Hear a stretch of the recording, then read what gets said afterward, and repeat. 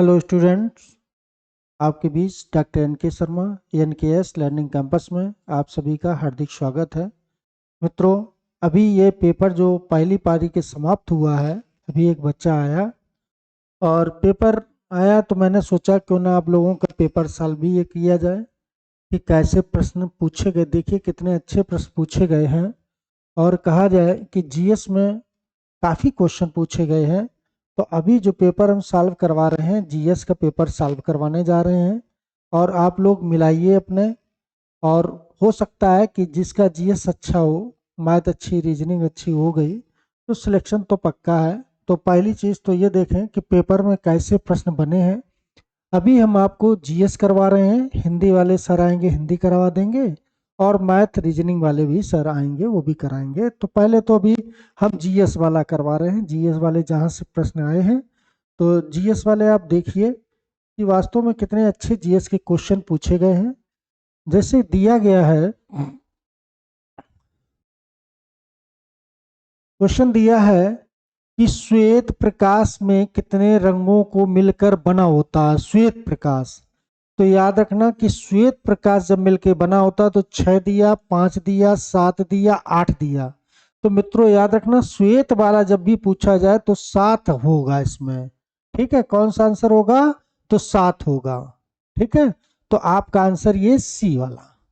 अगला क्वेश्चन है कि ग्रेट बैरियर रीफ निम्नलिखित में से किस देश के तट पर स्थित है? तो याद रखना कि इंडोनेशिया दिया, दक्षिण अफ्रीका दिया है, ऑस्ट्रेलिया दिया, फिलीपींस दिया है। ग्रेट बैरियर जो है ऑस्ट्रेलिया में है, ये मोतियों के लिए, मूंगा के लिए प्रसिद्ध है। तो ये चीज याद रखना, ऑस्ट्रेलिया में। ये कई बार क्वेश्चन पूछा भी गया था, फिर इसको रिपीट क्वेश्चन है ये। अगला क्वेश्चन है कि निम्नलिखित में से कौन 1946 में भारत के संविधान सभा के अध्यक्ष थे?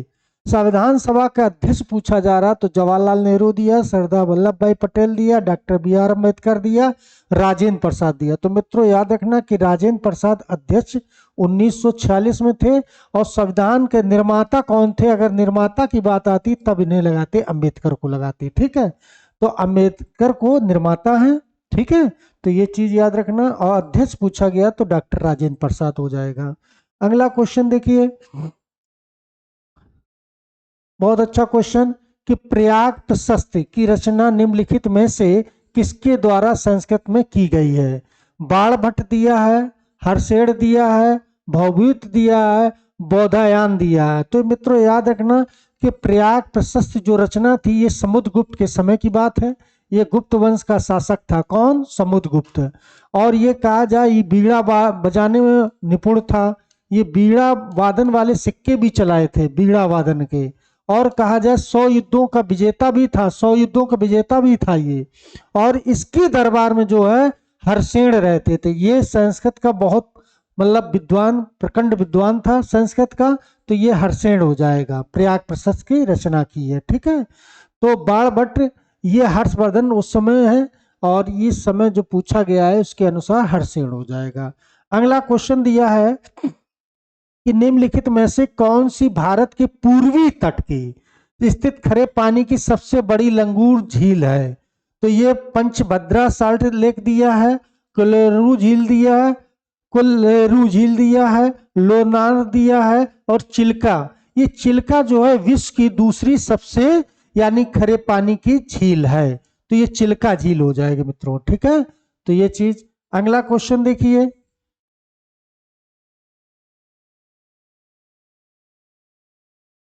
अगला क्वेश्चन है कि बोला डिला पहाड़ी बैल कुबड़ की तरह दिखती है। पहाड़ियों की यह श्रृंखला भारत के निम्नलिखित में से किस राज्य में स्थित है? तो बैला डिला जो है पहाड़ी, ये चीज याद रखना। और पहाड़ी कैसी कि बैल एक कुबड़ वाला होता था। जैसे कुबड़ वाला आपने देखा होगा कि सिंध घाटी सप्ताह में सबसे यानी पूजनीय माना गया था बैल कुबड़ वाला। तो ये चीज। और यहाँ पर उसी टाइप की एक बैला डिला पहाड़ी का जिक्र हो रहा है। तो ये कहाँ पर है? तमिलनाडु दिया है, छत्तीसगढ़ दिया है और केरल दिया है, कर्नाटक। तो ये छत्तीस के दंतेवाड़ा जिला है। कौन? दंतेवाड़े जिले के पास है, जो बहुत खतरनाक है। ठीक है, कहा जाए यहाँ अक्सर घटना कुछ ना कुछ घटती रहती है। तो ये चीज। अगला क्वेश्चन है कि निम्नलिखित में से किसके द्वारा निर्मित समुद्र के एक संकीर्ण चैनल श्रीलंका भारत को अलग करता है। देखो श्रीलंका भारत को अलग करने वाला कौन सा है, तो पाक जलडमरू है और मन्नार की खाड़ी। 8 डिग्री चैनल है, या मकासर जलडमरू है, या मेसिना जलडमरू है। तो याद रखना कि पाक वाला जो है भारत और श्रीलंका को अलग करता है। यहाँ पर काली नदी भी है, कौन सी काली नदी एक, ठीक है। तो ये चीज याद रखना। अगला क्वेश्चन देखिए, बहुत अच्छा क्वेश्चन दिया है कि सोनपुर पशु मेला हर साल भारत में निम्नलिखित में से किस राज्य में आयोजित होने वाला एक सांस्कृतिक कार्यक्रम है। बहुत अच्छा, ये सोनपुर पशु मेला, ये कहा जाए एशिया का सबसे बड़ा मेला है। ये एशिया का सबसे बड़ा, भारत का तो है ही, एशिया का सबसे बड़ा मेला है, जो कि असम दिया है, बिहार दिया, सिक्किम दिया, उड़ीसा। तो बिहार में ये लगा के आएंगे। कहाँ पर ये लगता है, तो बिहार में, ठीक है मित्रों, याद रखना। अगला क्वेश्चन दिया है कि अंगूर, देखो बहुत अच्छा क्वेश्चन, अंगूर की खेती, उपज और कटाई को निम्नलिखित में से किस नाम से जाना जाता है। तो पिसीकल्चर है, सेरीकल्चर है, विटीकल्चर है, हार्टिकल्चर है। तो जब अंगूर की बात आएगी तो याद रखना कि विटीकल्चर लगाएंगे, ठीक है। तो ये चीज याद रखना, कई बार क्वेश्चन ये पूछा भी गया है और ये पिछले बार भी क्वेश्चन आया है, ये रिपीट क्वेश्चन है। अगला देखिए कि निम्नलिखित में से किस राज्य के कुछ हिस्सों में 400 साल पहले नहर सिंचाई की एक स्थानीय प्रणाली विकसित हुई थी, जिसे कुल्लाह कहा जाता है। ये कहाँ, कुल्लाह कहा जाता है। तो ये कर्नाटक में है, गुजरात में है, हिमाचल प्रदेश, केरल। जब कुल्लाह की शब्द की बात आए तो ये हिमाचल प्रदेश लगाएंगे। और मित्रों याद रखना, भारत में सर्वाधिक जो सिंचाई होती है वो किसके द्वारा होती है, कई बार क्वेश्चन पूछा गया है। तो भारत में अगर आ जाएगी तो नहर के द्वारा, ठीक है। तो ये चीज याद रखना। तो ये क्वेश्चन हो जाएगा आपका। अगला क्वेश्चन देखिए कि भारत में जनगणना संगठन के लिए सर्वोच्च पद कौन सा है। महारजिस्ट्रार, जनगणना आयुक्त भारत, है ना, या जनगणनाधिकारी, या उप महारजिस्ट्रार, या वरिष्ठ तकनीकी निदेशक। तो मित्रों याद रखना, महारजिस्ट्रार जब शब्द आ जाए तो इसी को लगाएंगे, ठीक है। जनगणना आयुक्त भी ये एक ही चीज, तो ये चीज याद रखना। और भारत में पहली जनगणना किसके समय हुई थी, तो लॉर्ड मेयो के समय हुई थी। लॉर्ड मेयो के समय पहली जनगणना हुई थी 1872 में। फिर स्थायी जनगणना अगर पूछी जाए कि स्थायी जनगणना किसके समय हुई, तो लॉर्ड रिपन के समय हुई थी। किसके समय, लॉर्ड रिपन में। ये 1881 की बात है। और यही के जनगणना को यानी कि स्थायी रूप से 10 वर्ष के बाद हमेशा जनगणना हो रही है, ठीक है। तो ये चीज याद रखना। अगला क्वेश्चन देखिए कि दिया है कि कुमार संभव निम्नलिखित में से किस लेखक की साहित्यिक कृत है। कुमार संभव, अभिज्ञान शकुंतलम, ये जितनी पुस्तकें हैं यानी कि 7 पुस्तकों के रचयिता थे, ठीक है। तो याद रखना ये 7 पुस्तकों के रचयिता थे, ठीक है। जैसे रघुवंश है, अभिज्ञान शकुंतलम है ना, मेघदूत है ना, काली, तो ये किसने लिखी थी, महाकालीदास ने लिखी थी। कालीदास किसके दरबार में रहते थे, तो मित्रों याद रखना कि चंद्रगुप्त द्वितीय के दरबार में रहते थे। और ये उज्जैन में थे। कहां पर थे, तो उज्जैन में रहते थे, ठीक। और इन्हें श्रीलंका भी भेजा गया था। कहां, अपना दूध बनाकर श्रीलंका भेजा था। किसने, चंद्रगुप्त द्वितीय ने, ठीक है। तो ये क्वेश्चन याद रखना। अगला देखिए कि विश्व पुस्तक दिवस प्रत्येक वर्ष निम्नलिखित में से किस दिन मनाया जाता। बहुत अच्छा, देखो दिवस से हमने पहले बताया, सबे की जरूर पढ़ के जाना, ठीक है। और दिवस पे क्वेश्चन आया, 5 जून है, 23 अप्रैल है, 7 अप्रैल है, 25 जून। तो 23 अप्रैल को विश्व पुस्तक दिवस के रूप में हम लोग मनाते हैं, ठीक है मित्रों। अगला क्वेश्चन देखिए, अगला क्वेश्चन दिया है विश्व स्वास्थ्य संगठन WHO का मुख्यालय कहां पर स्थित है। जिनेवा स्विट्जरलैंड दिया है, एम्स्टर्डम नीदरलैंड दिया है, ब्रुसेल्स बेल्जियम दिया, पेरिस फ्रांस दिया। तो जिनेवा, जब भी WHO पूछा जाए तो कहां लगाएंगे, जिनेवा लगाएंगे, ठीक है। तो ये हो जाएगा। अगला क्वेश्चन देखिए, दिया है कि किस देश, क्वेश्चन अच्छा है, दिया है किस देश की शहरी क्षेत्रों में रहने वाली अनुपातिक जनसंख्या वृद्धि को निम्नलिखित में से क्या कहा जाता है। तो अनियोजित विकास दिया है, शहरीकरण दिया, उपनिवेशीकरण दिया, ग्रामीकरण दिया है। तो शहरीकरण हो जाए, क्या हो जाएगा, शहरीकरण हो जाएगा, ये क्वेश्चन सही हो जाएगा। ठीक है, अगला क्वेश्चन देखिए,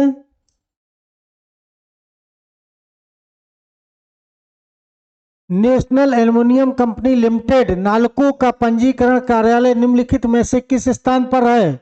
बहुत अच्छा, डिगबोई असम में है, नूनामती असम में है। ये क्वेश्चन कई बार पूछा गया है। ठीक है, तो ये क्वेश्चन अच्छा क्वेश्चन है। तो और आगे दिया भुवनेश्वर उड़ीसा दिया, रायपुर छत्तीसगढ़ दिया है। तो याद रखना कि भुवनेश्वर हो जाएगा, भुवनेश्वर उड़ीसा में है नालको का। और ये भी याद रखना कि ये महारत्न में आ गया है। ये कंपनी कौन सी है, तो महारत्न में, महारत्न में है ना। तो महारत्न में ये भी इसकी गणना, मतलब इसकी गिनती महारत्न में होती है। अगला देखिए,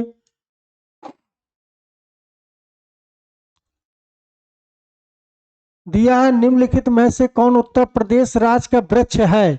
उत्तर प्रदेश का पूछा जाए तो मित्रों याद रखना, उत्तर प्रदेश का तो अशोक हो जाएगा, उत्तर प्रदेश, और भारत का बरगद हो जाएगा। ठीक है मित्रों, तो याद रखना, अगर यहाँ उत्तर प्रदेश पूछा जाए तो हम लोग बी लगाएंगे। ठीक, सुरह ताल प्रसिद्ध अभयारण्य कहाँ पर है, साइबेरिया और अन्य ठंडे क्षेत्रों के प्रवासी पक्षी आते हैं। और उत्तर प्रदेश निम्नलिखित में से किस जिले में स्थित है, एटा में है या बलिया में है या गोंडा में है या संत कबीर नगर। तो याद रखना कि ये बलिया में है। ठीक, बहुत बड़ी है ये पश्चिम बिहार। अगला क्वेश्चन देखिए, दिया है कि निम्नलिखित में से कौन सा social media platform Peshawar networking और नौकरी तलाशने के लिए सबसे उपयुक्त है। बहुत अच्छा है, दिया है स्नैपचैट दिया है, फेसबुक दिया है, इंस्टाग्राम दिया है, लिंक्डइन दिया है, लिंक्डइन दिया है। तो ये वाला आंसर आपका सही हो जाएगा। ठीक है, कंप्यूटर से देखो क्वेश्चन पूछा गया ये। ठीक है, अगला क्वेश्चन देखिए, दिया है उत्तर प्रदेश भदोही निम्नलिखित में से किस कला के लिए प्रसिद्ध है। सभी लोग जान रहे हैं भदोही उत्तर प्रदेश का फेमस है, और सभी लोग चिकनकारी, कालीन बुनाई, साड़ी बुनाई, चमकीले मिट्टी के बर्तन। तो कालीन बुनाई के लिए ये जाना जाता है, कालीन वहां पर बुनी जाती है। ठीक है, तो ये क्वेश्चन हो जाएगा। अगला देखिए, बहुत अच्छा क्वेश्चन, दिया है अकबर का मकबरा निम्नलिखित में से किस स्थान पर स्थित है। देखो अकबर का मकबरा जो था ये आगरा के पास, यानी उन्नाव, रामपुर दिया, सिकंदरा दिया, उन्नाव दिया, एटा। तो ये आगरा के पास है, आगरा के पास सिकंदरा जगह पड़ती है, वहीं पर ये है, जहांगीर ने इसको बनवाया था। ठीक है, और कहा जाए जब इसके मकबरे की हड्डियों को किसने खोद कर जला दिया था, तो जाट एक नेता था, जाट नेता। तो जाट नेता का नाम मालूम है क्या था, तो राजा राम ना, राजा राम था। और कहा जाए बाद में इसे औरंगजेब ने मरवा दिया था। ठीक है, तो ये याद रखना। ठीक है, अगला क्वेश्चन, कि निम्नलिखित में से उत्तर प्रदेश का कौन प्रसिद्ध लोक नृत्य धान और मक्के की खेती के दौरान किया जाता है। देखो धान और मक्के की जब कटाई होती है तब ये नृत्य किया जाता है। तो रसिया दिया है, चारकुला दिया है, हुरक्का बैल दिया, कजरी दिया। तो चारकुला तो ये ब्रजभूमि का है, ये भी बहुत पूछा जाता है। ठीक है, तो ये कहाँ का है, ये तो ब्रजभूमि का है ना। तो ये वाला नहीं होगा, ये हुक्का वाला होगा, हुरक्का बौल, हुरक्का बौल वाला ये नृत्य होगा। बहुत अच्छा क्वेश्चन। अगला क्वेश्चन देखिए, दिया है कि बनारस हिंदू विश्वविद्यालय की स्थापना पंडित मदन मोहन मालवीय ने निम्नलिखित में से किसके सहयोग से की थी। मित्रों याद रखना कि 1915 में ये की थी स्थापना, और इसका नाम अब हो गया था BHU, बनारस हिंदू विश्वविद्यालय। किसके सहयोग से की, तो रविन्द्रनाथ टैगोर दिया, सरदार वल्लभ भाई पटेल दिया, भीखाजी कामाजी दिया है, डॉक्टर एनी बेसेंट। तो मित्रों याद रखना कि एनी बेसेंट के सहयोग से की थी, और एनी बेसेंट जो थी ये आयरलैंड की थी। कहाँ की थी? आयरलैंड की थी। और पहली महिला, याद रखना कि पहली महिला जो एनी बेसेंट, जो कांग्रेस की स्थापना, मतलब कांग्रेस की अध्यक्ष बनी थी, पहली यानी कि महिला कांग्रेस की अध्यक्ष बनने वाली एनी बेसेंट थी। मित्रों ये याद रखना, बहुत क्वेश्चन पूछा जाता है, ठीक है। तो 1900, ये याद रखना 1917 में बनी थी, ठीक है। अगला क्वेश्चन देखो। अगला क्वेश्चन, मथुरा निम्नलिखित में से किसकी जन्मस्थली है जिसे ब्रजभूमि के नाम से जाना जाता है? सभी लोग जान रहे होंगे, भगवान कृष्ण है, भगवान शिव है, भगवान गणेश है, भगवान राम है। तो भगवान कृष्ण की जन्मस्थली मथुरा है। और अयोध्या किसकी थी? अभी देखो अयोध्या में मंदिर बना है, अयोध्या किसकी थी? तो भगवान राम की थी, ठीक है। तो ये चीज याद रखना, ठीक मित्रों। और भगवान शिव की मूर्ति कहाँ मिली थी? तो मोहनजोदड़ो से मिली थी। कहाँ से मिली थी? पशुपति शिव की मूर्ति कहाँ मिली थी? मोहनजोदड़ो से मिली थी, ठीक है। अगला क्वेश्चन,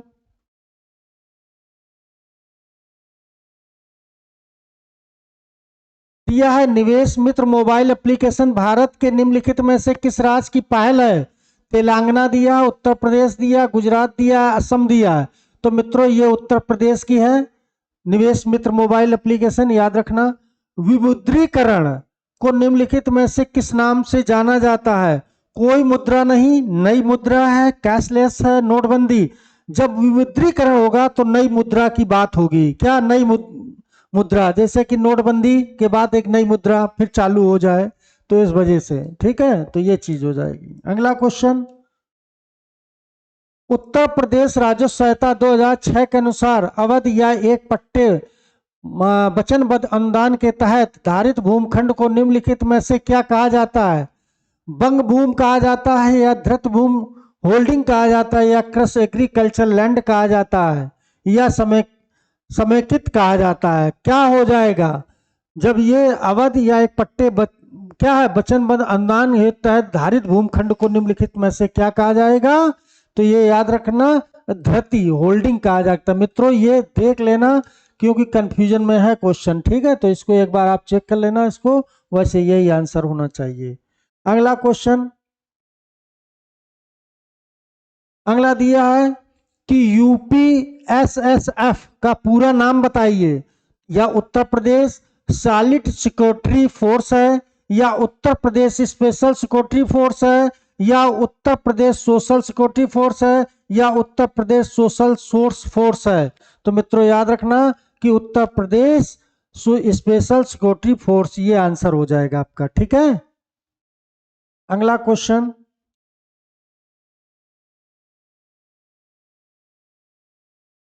बहुत अच्छा क्वेश्चन दिया है, टका निम्नलिखित में से किस देश की मुद्रा है?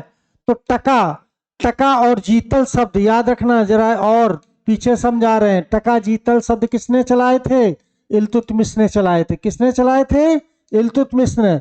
और यही एक मुद्रा जो टका है आज एक देश की मुद्रा है। वो देश कौन है? तुर्की है, सर्बिया है, बांग्लादेश, थाईलैंड। तो बांग्लादेश की टका एक मुद्रा है, ठीक है। तो बांग्लादेश जब ये अलग हुआ तो वहां पर ये टका आज भी वहां की मुद्रा है, ठीक। निम्नलिखित में से कौन सा वाक्य जीएसटी के लिए सही नहीं है? जीएसटी के लिए सही नहीं है, बहुत अच्छा क्वेश्चन है ना। तो जीएसटी के लिए कौन सा सही नहीं होगा? तो देखो, जीएसटी इनपुट टैक्स क्रेडिट या मूल्य घटाव के लाभ के साथ एक ही दर पर वस्तुओं को सेवाओं पर व्यापक उगाही और वसूली करता है, या वस्तुओं और सेवाओं पर कोई प्रकार के कर लगाए जाते हैं। जहां तक क्वेश्चन आपका ये बी वाला सही है, ठीक है। बी वाला जहां तक क्वेश्चन सही है। अगला क्वेश्चन, अगला क्वेश्चन देखिए, बहुत अच्छा क्वेश्चन है कि ईमेल भरोसेमंद स्रोत बनकर दुर्भावनापूर्ण कारणों के लिए संवेदनशील जानकारी, user name, password, credit card विवरण प्राप्त करने का प्रयास क्या कहलाता है? चीटिंग कहलाता है, या फिशिंग कहलाता है, लोशिंग कहलाता है, सोर्सिंग कहलाता है? तो फिशिंग याद रखना, फिशिंग, ठीक है। तो ये फिशिंग शब्द आएगा इसमें, ठीक है। अगला देखिए,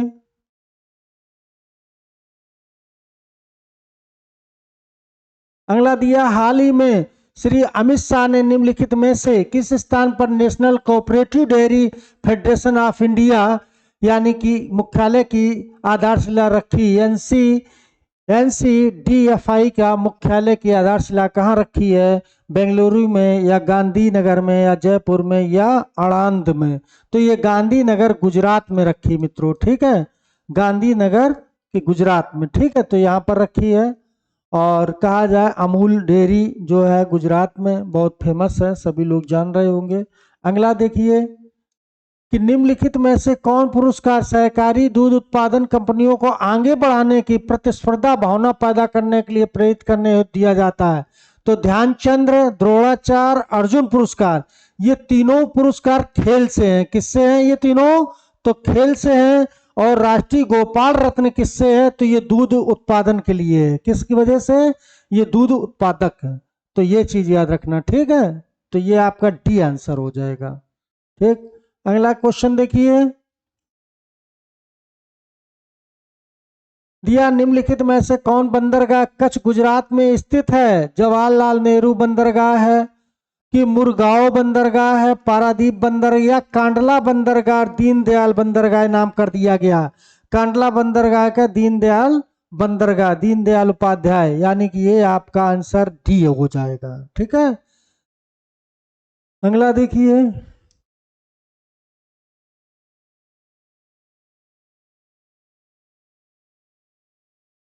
अगला क्वेश्चन कि हाल में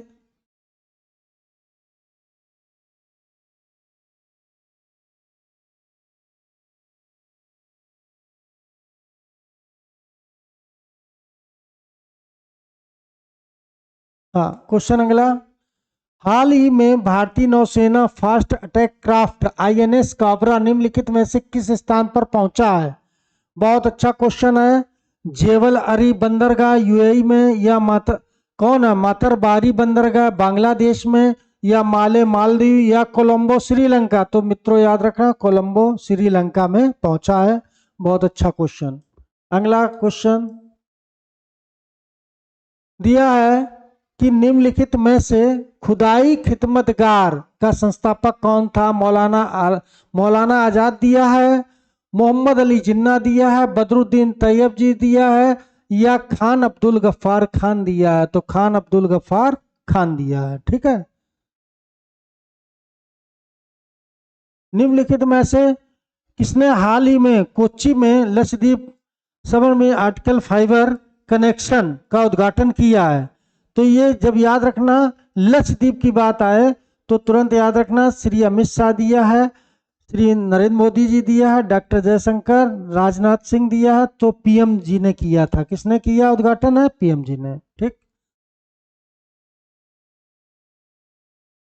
अगला देखिए क्वेश्चन, केंद्रीय मंत्रिमंडल हाल में भारत और निम्नलिखित में से किस देश के बीच प्रशासन गतिशीलता समझौते को मंजूरी दी है ना?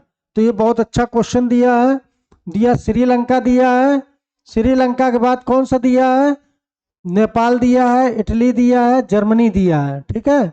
तो ये जरा क्वेश्चन देख लेना जहां तक श्रीलंका होगा, ठीक है। तो ये डॉट में श्रीलंका, तो ये क्वेश्चन आपके आए हैं और जरा देखिए इनको, वो बहुत अच्छे क्वेश्चन है कहा जाए।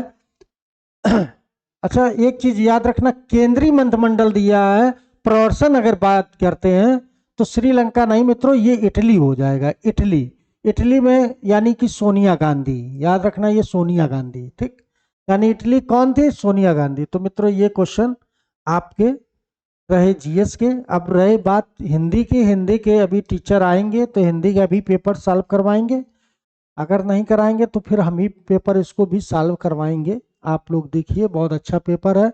और जीएस मिला लीजिए, जीएस के काफी क्वेश्चन आए थे, 54 क्वेश्चन जीएस के आए थे। तो मित्रों ये 54 क्वेश्चन जिसके सही हो गए होंगे तो ये स्कोरिंग है और काफी संभावना रहेगी आप लोगों जीएस अगर सही जिसने कर ली, हिंदी सही कर ले तो काफी अच्छा पेपर माना जाएगा। और कहा जाए कि जीएस जो हमने यहाँ पढ़ाई है तो लगभग क्वेश्चन वहाँ से आए हुए हैं। ये लोग जो ऑफलाइन में आप जुड़े हैं वो खुद देख रहे होंगे।